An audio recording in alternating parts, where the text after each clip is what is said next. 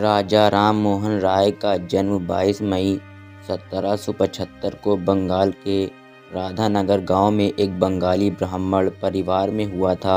राजा राम मोहन राय ने मात्र 15 वर्ष की उम्र में पुस्तक लिखकर मूर्ति पूजा का विरोध कर दिया था, जिसके कारण उन्हें परिवार से निकाल दिया गया था। राजा राम मोहन राय ने 1803 से लेकर 1815 तक ईस्ट इंडिया कंपनी के लिए मुंशी की नौकरी की थी। राजा राम मोहन राय ने आजीवन बाल विवाह का विरोध किया, लेकिन खुद इनका विवाह छोटी उम्र में हो गया था। इन्होंने विधवा पुनर्विवाह का समर्थन किया, जबकि खुद इनकी 3 शादियां हुई थी। राजा राम मोहन राय पर किसी तरह की दुनियावी घटनाओं का असर नहीं होता था। एक बार उनके 2 दोस्तों ने योजना बनाई और उन्हें एक पत्र भेजा, जिसमें उनके बेटे की मौत की खबर लिख दी थी। पत्र पढ़ने के बाद वो थोड़ी देर के लिए तो परेशान दिखे, लेकिन फिर से अपना काम करने लगे। राजा राम मोहन राय ने ही अंग्रेज़ों को सलाम करने की परंपरा को ख़त्म करवाया था।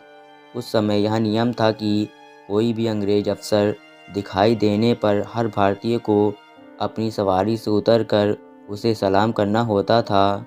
आपको जानकर हैरानी होगी कि राजा राम मोहन राय की सगी भाभी को उनके भाई की मौत के बाद सती प्रथा का हवाला देकर जिंदा जला दिया गया था।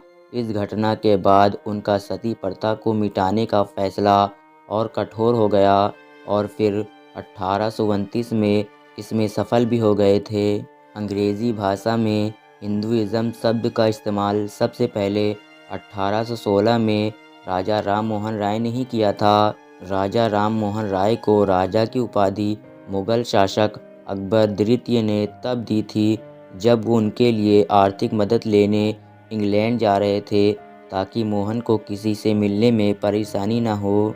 राजा राम मोहन राय को हिंदू होने के बावजूद भी दफनाया गया था, क्योंकि जिस समय उनका निधन हुआ था उस समय मुगल शासक अकबर द्वितीय के लिए आर्थिक मदद की फरियाद लगाने इंग्लैंड गए हुए थे, जहां दिमागी बुखार की वजह से 27 सितंबर 1833 को उनका देहांत हो गया। लेकिन उस समय इंग्लैंड में किसी के भी दाह संस्कार की अनुमति नहीं थी, इसलिए उन्हें ब्रिस्टल की एक कब्र में दफना दिया गया। आज इस शहर में मोहन राय की समाधि भी है।